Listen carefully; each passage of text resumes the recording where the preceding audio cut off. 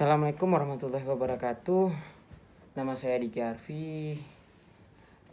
Hari ini saya akan menjelaskan tentang materi K3. Apa itu K3? K3 yaitu kesehatan dan keselamatan kerja. Di manakah digunakan K3 tersebut? K3 tersebut digunakan di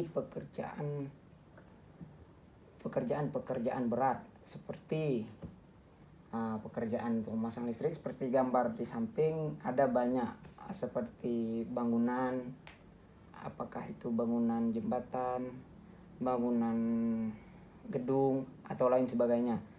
Jadi yang saya ambil dari pelajaran saya hari ini, saya akan menjelaskan tentang K3 pada listrik.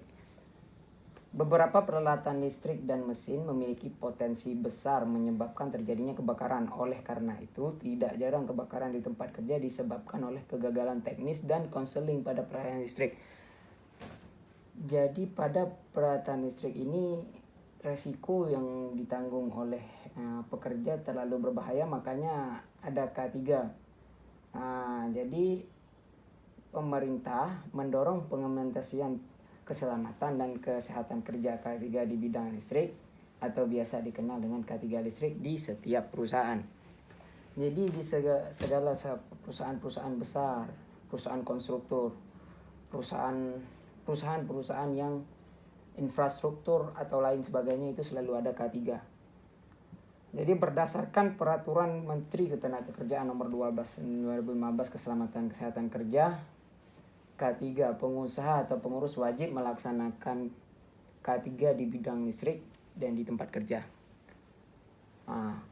Masuk kita ke pengimplementasian K3 di bidang listrik. Bertujuan untuk yang pertama, melindungi keselamatan dan kesehatan tenaga kerja dan orang lain yang berada di dalam lingkungan tempat kerja dari proteksinya bahaya listrik.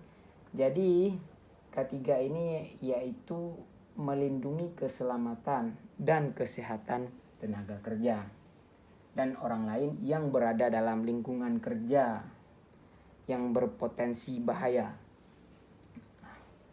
Yang nomor 2, menciptakan instalasi listrik yang aman. Artinya begini, cara pemasangan yang baik dan benar. Habis itu ada handal memberikan keselamatan bangunan beserta isinya. Yang keempat, ada menciptakan tempat kerja yang selamat dan sehat untuk mendorong produktivitas. Menciptakan tempat kerja yang selamat dan sehat untuk mendorong produktivitas, yaitu itu salah satu fungsi dari kesehatan dan keselamatan kerja. Di ruang lingkup yang termasuk pelaksanaan K3 listrik diantaranya ada perencanaan, pemasangan, penggunaan, perubahan dan pemeliharaan, pemeriksaan serta pengujian. Pelaksanaan kegiatan tersebut termasuk pada pembangkit transmisi listrik, pemanfaatan listrik yang beroperasi dengan tegangan lebih dari 50 volt biasanya.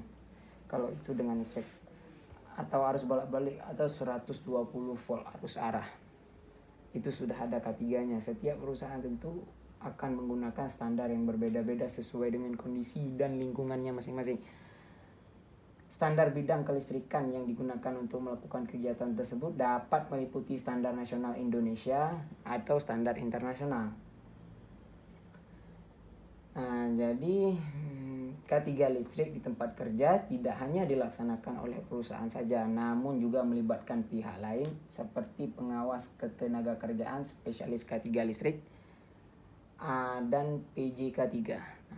PJK3 merupakan perusahaan yang bergerak di bidang jasa K3 untuk membantu pelaksanaan pemenuhan masyarakat K3 sesuai dengan peraturan perundang-undangan. Jadi fungsi dari K3 ini yaitu menjaga